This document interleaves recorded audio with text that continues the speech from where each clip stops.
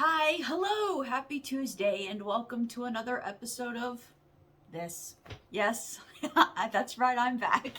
So let's go ahead and get into it. Last week we did only 10 Stephen King movies that I love, and I had a really hard time with that list, and I made mention that this week I would be doing 10 Stephen King books that I love, and I warned that it would be possible that undertaking this task would make me cry or perhaps pull my hair out, but as you can see, I am free of bald spots and red puffy eyes. I am quite okay. I managed to come up with, of the books of his that I've read, my top 10. And it still wasn't easy. I had to do something to make it a little easier on myself because I was sincerely getting annoyed. I had to exclude short stories. I had to exclude short story collections, and I excluded like novelettes. I excluded the Bachman books, where, oh God, those are probably some of my favorite stories of his, but they're like novellas and novelettes. I excluded Cycle of the Werewolf, which is okay. I mean, I think that's a totally solid werewolf story, but it wouldn't make my top 10. Honestly, the reason why I love that book is because of Bernie Wrightson's totally awesome drawings inside. So, if you are listening to this and there's no Skeleton Crew or Night Shift in there, those would normally have made it onto a top 10 list, but to make this easier on me, we're going for standalone works, whole works. Except in one case, a book in a series. So, the first three on this list are female-centered stories. And I talked last week about how much I love how Stephen King as a writer treats women. And there have been some times where maybe it wasn't great. I've talked before about his short story, The Ballad of the Rubber Bullet, which that short story is amazing. It stupefied me the first time I read it, and I think about it all the time. That's how good it is. But the way the narrator treats his wife in that, and this narrator isn't a bad guy. This narrator is very Stephen King like. It's kind of, stand-in for Stephen King himself, and how he talks to his wife. It's like, ooh, I don't like you. But it doesn't happen a lot. So these, again, like last week, are in no particular order. These are not from greatest loves to least loves. These are just as I saw them on the bookshelf and as I could think of them. So number one on this list is Rose Madder. And this is a book, thank you to Jay Wilburn, when he was doing his Stephen King rereads. He did a whole post on Rose Madder. And I think this is a book that doesn't get talked about enough. And please, God, nobody try to make a movie out of this. If you've never read it, maybe you don't know what the hell I'm talking about, but this is a very strange and surreal book. It has one of his worst human bad guys in it ever. You know how Stephen King loves to write the supernatural, but then juxtaposed next to a very human, horrible person, a villain in human form and then villain in monster form. That's a thing Stephen King does, and I love it. But this one has probably one of the worst mortal villains in it in all of his books, the character of Norman. And I think this book is amazing. It's about a battered woman leaving a horrible situation and kind of regaining her life, and the strange painting that she encounters and consequently becomes kind of obsessed with, and how this painting sort of curses her and saves her all at once. And I fucking love this book. This is one of his books. I don't always reread a lot of them because he does tend to write really long books, but this one I think may be the one I've reread the most. I love Rose Madder. I love the character of Rose. The character of Norman is actually horrifying, and everything inside of the painting, the way details are explained, you can live in this book. And if you've never read it, really give it a try, because this is Stephen King writing at his tightest and his best in long form. I can't recommend this one enough. Second is Gerald's Game. We talked about the movie last week and how thrilled I was that they did such a good job with the story. And this book, this book, again, messed me up. This is such a good story. And it's one of those things where physical scenery is very limited. The majority of this book physically takes place in a bedroom, on a bed. If you've seen the movie, you know what I'm talking about. But there's this whole thing going on inside of her mind that is the meat of the story. And I just think this is an amazing tale. I think this shows, on his part, a very deep understanding of the female experience in this world. Privileged, white, straight female experience. Let's be, let's be specific, but you can't expect that of everybody. And I think he does a great job. I just think this is a great story. It's harrowing, it's devastating, and even the ending is brutal. And I just think it's a great story. This is a solid horror story.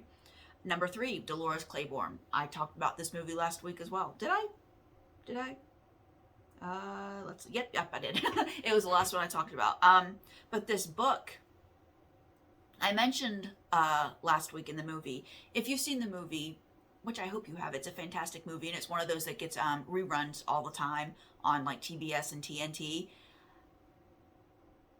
In the movie, they make it look like the daughter, Selena, is Dolores' only child. But if you read the book, you see she has other children with her husband, and they have sons. Selena is just the youngest, and she is kind of her mother's pride and joy. So when that happens to her daughter, there is good reason why she flips out. And it's you really feel it in the book. You really feel her. There's a mixture of horror and rage in Dolores when she finds out what her husband is doing. And on this little journey with her, you feel the righteous rage. If you've never read the book, Stephen King can be really good at putting you in a person's head. And I think that's one of his best techniques as a writer, is you can really be put in the character's head. And you're really put in Dolores Claiborne's head at her worst moment and at her most righteous moment. And if you've never read the book, really, really read it, because you come away from it with a rage headache. And it's maybe if you are like, well, I don't want to feel that way, but read it to be kind of amazed by the technique of this author, Dolores Claiborne, absolutely.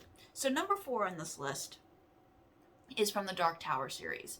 And the Dark Tower series is his long fantasy series about the gunslinger trying to get to the Dark Tower. And I've read the whole series. I, for the most part, enjoyed it. There were actually whole books in this series that I didn't like. I could have lived without.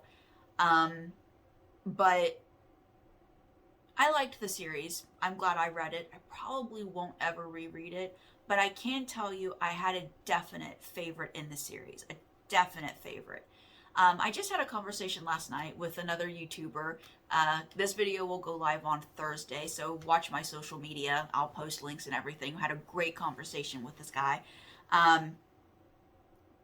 But we were talking about the Dark Tower, and he said that he read The Gunslinger, which is the first book in the series and the shortest book in the series, 1.5 times, and found it to be very boring and couldn't get past it. And I understand. He said that people told him to get to the drawing of the 3 when it starts picking up. And that's absolutely true. But my favorite of the whole series is book number 4, Wizard and Glass.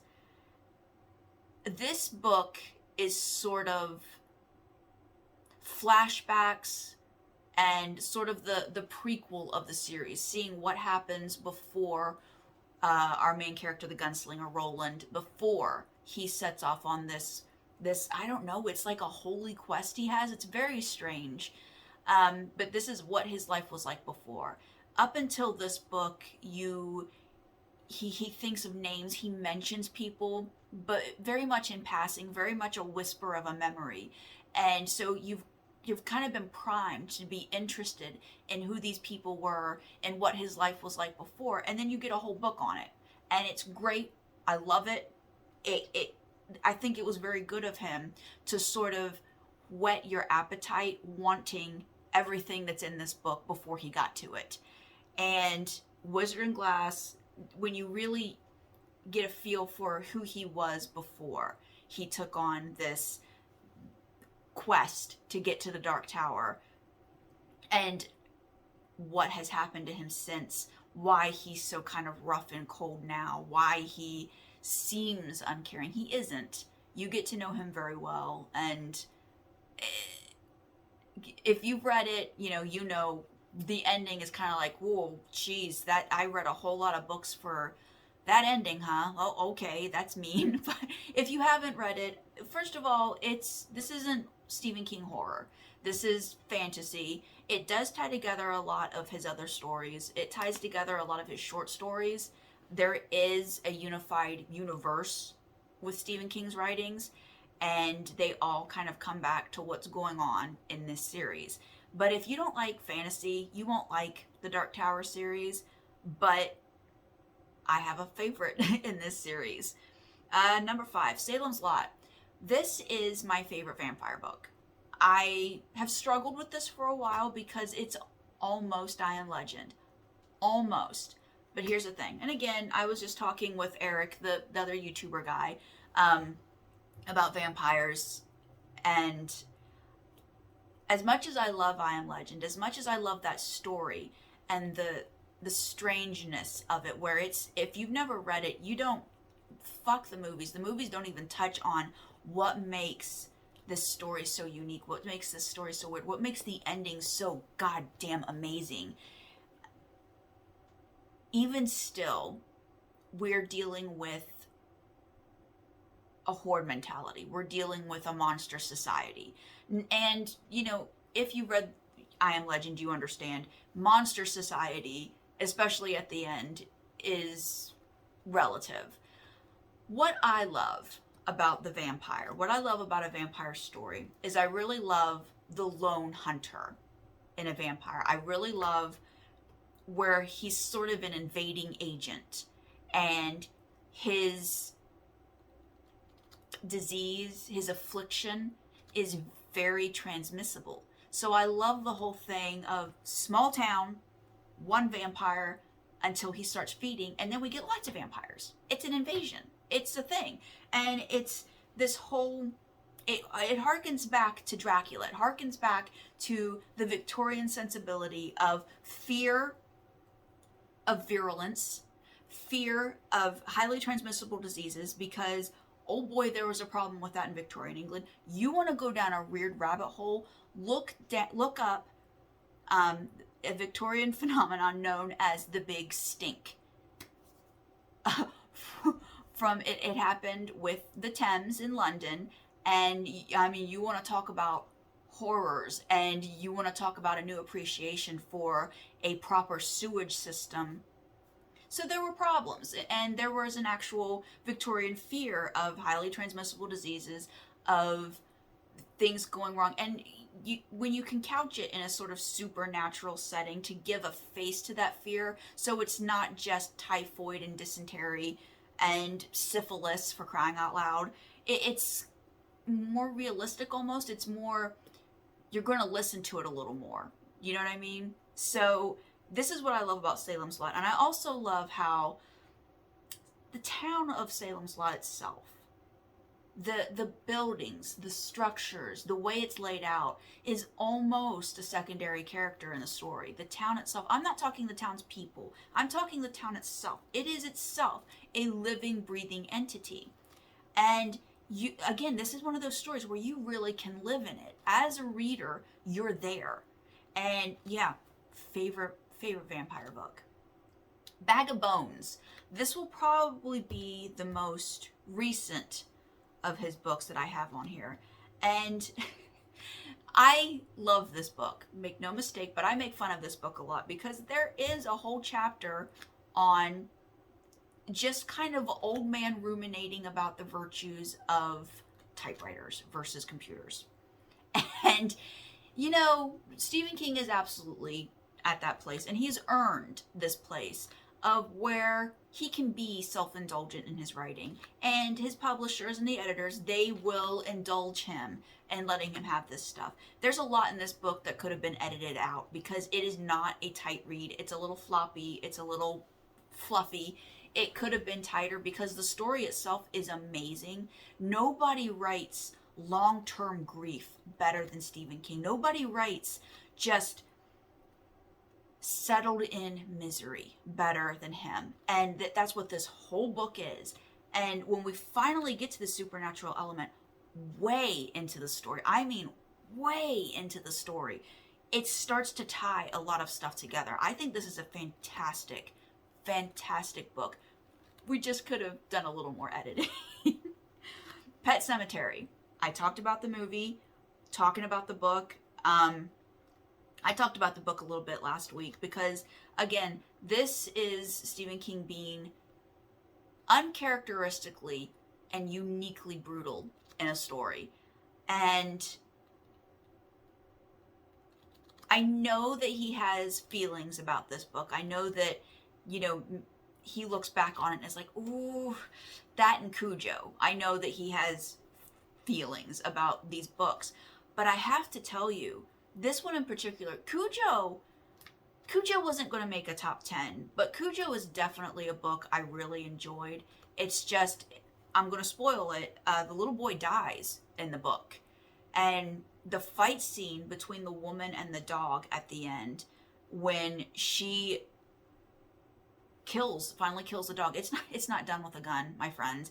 This woman, just in pure desperation, ends up just beating the dog's head in.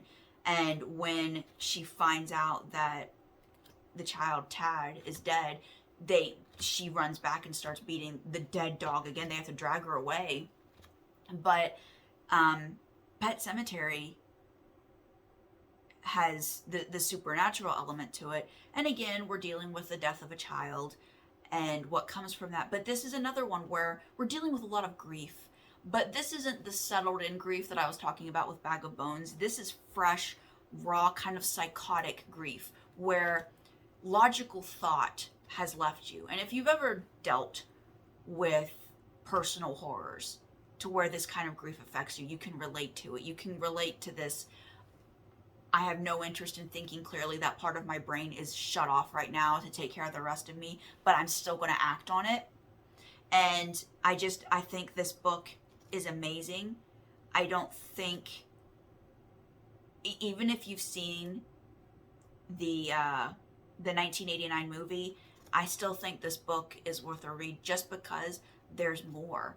And there were little things that were changed, but I mean, you even seasoned horror readers might go, oh, at some parts in this book, because it is very, very brutal. Number 8, Desperation. This is one that doesn't get talked about a lot, and actually I understand. I understand if you read this book and you're like, the fuck? Because, valid. But I really like this book. I think it's really messed up, and that's why I like it. I like it because it's messed up, because of, and again, some of this stuff that's going on in this makes sense if you read the Dark Tower series. Not all of it, but some of it. There are answers. But this is a good book about, kind of, if you want to go there, cosmic beings, about ancient beings lying in wait, about just the whole thing of whenever anybody is possessed by this, I think its name is Tack. Whenever anybody is possessed by this, they're dripping blood everywhere. And when it's a giant cop that's doing it, it's gross. But there are other characters that suffer this possession, and they're just dripping blood, and it's gross, and it's weird, and it's graphic, and it's a very distinctive visual. The movie, we're not going to talk about the movie because no, but the book, the visual of this, just the puddles of blood when they're sitting, and it's so weird, and with the visions these people are having. And the little idols, and it's not quite Lovecraftian. I wouldn't call it Lovecraftian, but it is almost like archaeologically interesting. If you've never read the book, it's one of his longer ones, but I think it's totally worth your time because it isn't slow moving. There's a lot of shit packed into this book. Number 9, Misery. And I definitely talked about the movie, didn't I? Didn't I? Did I? I didn't talk about the movie. Oh my god. So Misery wasn't on the movie list. Okay, so Misery was one of the reasons why I was mad at the movie list last week, because I do love this movie. There were just some others that had to be on here, but the book definitely. I have a very distinct memory of reading this book, and after Paul has been pulled from the wreckage by Annie and he's recovering, it's a very dramatic car wreck that he has. This isn't like he just runs off the road and goes bonk. This is catastrophically bad. He's busted up, lots of shit on him's broken, he's in immense amounts of pain. So she's keeping him drugged up to get him through the worst of it. And he's not in a hospital, he's not sleeping through a lot of it. He's still kind of there, but in that gray haze. And if you've ever been medicated through certain pains, through certain traumas, and you're there but you're not, where it's almost like you're looking at the world through a gray blanket, he does a fantastic job of writing that feeling, of that strange level of near consciousness, and also, you know, crazy fan thing. No, Misery's on here. God damn it. Okay, so I did talk about the movie, talking about the book too. But yes, the book is extremely good. They did a really good job with the movie. It's pretty damn close, but the book, I mean, just to, again, sit in Paul Sheldon, the character, to really be in his head as he's experiencing some of these things. It's an experience that I think only a reader can relate to, but you should want that. You should want to really be there, and he does a fantastic job of placing you there in this book.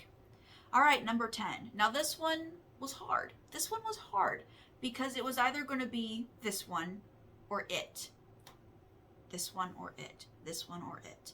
And I kind of struggled with this, but now that I've made the decision, I'm at peace with this, because I can tell you right now, Larry Underwood, the character, did it for me, and that's why my number 10 pick is The Stand. Now, again, the movies, I've talked about the Stand miniseries before. I have no interest in watching the new one. I don't care if Alexander Skarsgård is in it. I don't care. I don't care. I love that man. I would like to climb him like a tree, but I also think he's a great actor. Let's not be a pig, but I don't care, because the original miniseries is fine. I think they got a great cast. I think they got people who took the roles very seriously. It's just the ending always kind of got on my nerves because it's very corny. It's very, I don't love it. But the story, come on, the story is amazing. The character of Randall Flagg, Randall Flagg is all over the Dark Tower series. Randall Flagg is in the book Eyes of the Dragon. I think that's what it's called. If you haven't read that one, it's another fantasy story, but dark fantasy. It's a good book. So Randall Flagg is all over Stephen King's universe. And this book, if you love this book, that's reason enough. If you've loved it and read it, that's reason enough to read the Dark Tower series, to kind of get a closer look at what Randall Flagg is. But I am just dumbstruck by how amazing all the characters are in this book, because this is a book with a huge cast, and they're all different, and they're all distinctly human in their own ways. Like Fanny is the character of Fanny. She's the one who's pregnant going through all of this, and she loses the boyfriend, she loses her father, and she comes to Boulder with the creep Gerald, but she is distinctly human. Stu is distinctly human, and what he goes through, oh my god. In the movie they kind of touch on it, but in the book it's so much more harrowing. It's so much more stomach churning what they do to him. And Larry Underwood, he's the guy who was the musician, and he's got a song that is currently climbing the charts, and he is such a messed up person. He's so flawed. He's such a kind of fuck up, despite this rising success he's getting that is immediately cut short by the super flu, Catherine Trips. And when he has to, kind of survive, when he has to get out of New York, when they start heading to Boulder, even with Nadine, he's not a great person to the people he encounters along the way. He has a lot of growth he has to do in this book, and he, more than anybody else, has to grow, and he does. When he finally gets to Boulder and they're rebuilding their little happy community, people will start singing his song and being like, I remember right before everything went to hell, hearing this song on the radio all the time. Who sang it? I can't remember. And Larry would always go, I don't know, I don't remember. He could have been like, that was me, I'll sing it for you now. But he didn't.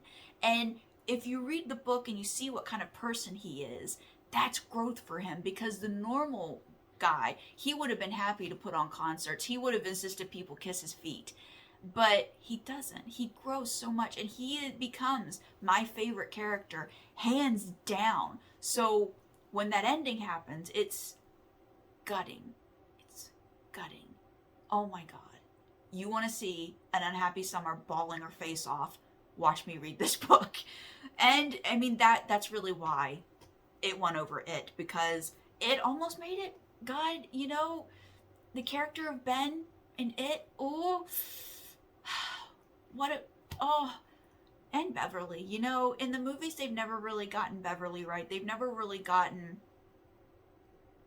the grit in that girl, They always end up kind of making her the victim, needing to be cuddled by everybody. And although there is a cuddle factor, which is weird, she is a tough bitch, and I love her. But no, Larry Underwood wins this one for me. So that's my list. Thank you to those of you who shared your top 10 movies with me. I love to see it. What are your top 10 King books? There are some that I know other readers might have on their list. I just haven't read. I have my holes. I am not a comprehensive King fan, but I had enough that I had to look through to get 10 books out of this, and it was hard, but this task is now over. I am definitely moving on to something else next week because I don't want to talk about it anymore. But share your top 10 lists. I love to see it, and I hope you are doing well. I hope the world is treating you well. As we prepare for spooky season, it's already spooky season, you can see. Yep. It's already spooky season here. We're in full swing, and so yeah, go get you some bite-sized candy bars, have a good time, share your lists with me, and tell me, are you watching any good movies lately? Are you reading any good books? Happy to hear that too. So I will be back with more of this nonsense next week. Thank you for being here as always, and till next Tuesday, bye! Oh, the remote's doing a thing.